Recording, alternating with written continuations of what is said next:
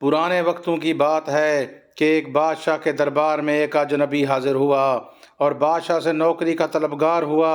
बादशाह ने जब इसकी काबिलियत दरियाफ्त की तो उसने बताया कि वो सियासी अरबी मैन, सियासी का मतलब होता है अफहाम व तफहीम से मसले का हल निकालने वाला और मामला फहम।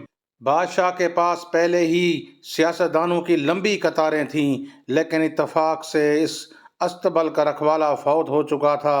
चुनाचे बादशाह ने इसे अपने खास अस्तबल का रखवाला बना दिया। कुछ दिन बाद बादशाह ने इस शख्स से अपने सबसे अजीज घोड़े के बारे में दरियाफ्त किया तो उसने कहा, ये घोड़ा नस्ली नहीं है। बादशाह ने वो घोड़ा बड़ा महंगा खरीदा था।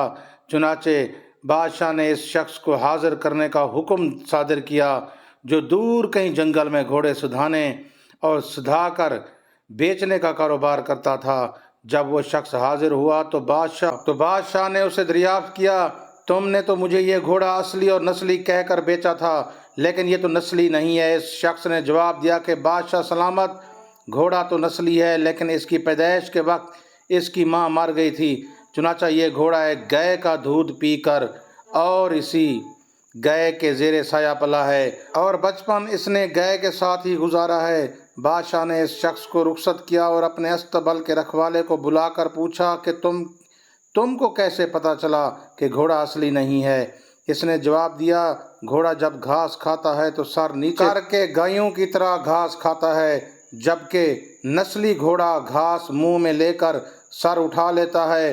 बादशाह इसकी फरासत से खासा मुतासिर और हैरान हुआ और इसकी घर में अनाज, घी, भुने दुम्बे और परिंदों के आला गोश्त बतौर इनाम भिजवाया। इसके साथ इसको अपनी बेगम के महल में तैनात कर दिया।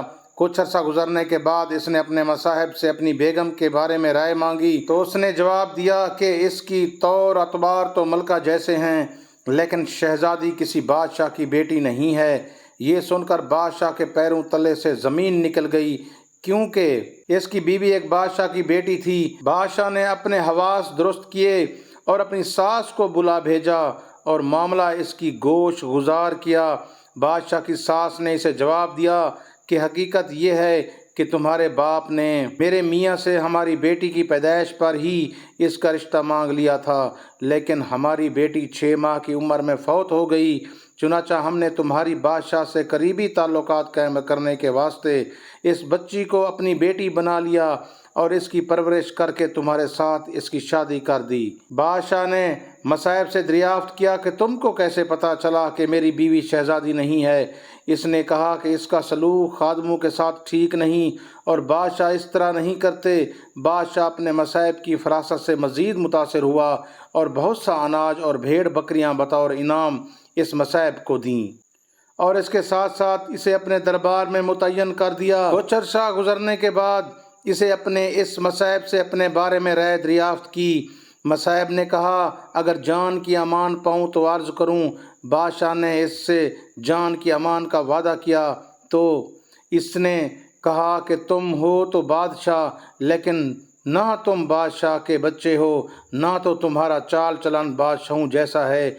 ये सुनकर बादशाह के पांव तले ज़मीन निकल गई। अमान का वादा वो पहले ही कर चुका था। चुनाचा वो इस गुत्थी को भी सुलझाने अपनी वालदा के महल में जा पहुंचा ताकि पता चले कि माजरा क्या है।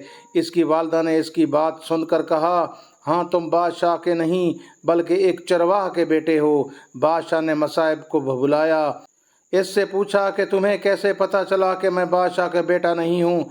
मसाहिब ने बादशाह को जवाब दिया, बादशाह जब किसी को इनाम और अकराम दिया करते हैं तो हीरे, मोती और जवाहरात की शक्ल में देते हैं, लेकिन तुम जब भी किसी को इनाम और अकराम से नवाजते हो तो अनाज और भेड़ बकरियां और खाने पीने की चीज़ें अनायत करते हो।